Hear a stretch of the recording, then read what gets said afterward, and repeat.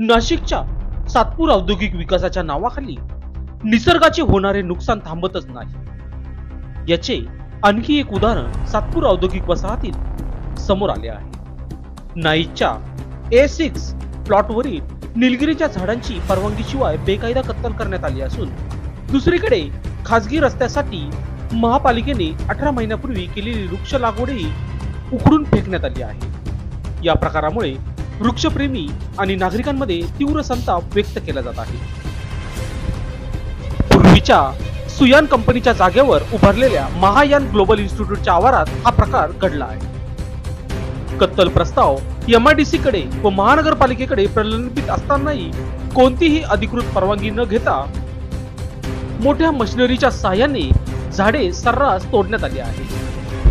विशेष म्हणजे कंपनीसाठी मुख्य प्रवेशद्वार असताना त्र्यंबकेश्वर रस्त्यावरून शॉर्टकट तयार करण्यासाठी झाडांची कत्तल केली गेल्याचे निदर्शनास आले आहे। या प्रकरणाची माहिती मिळताच पर्यावरण प्रेमी आणि स्थानिक नागरिकांनी संताप व्यक्त केला आहे।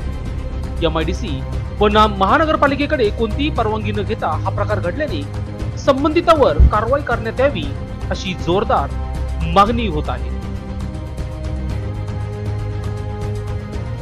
लोकशास्त्र न्यूजसाठी बंटी आढाव, सातपूर।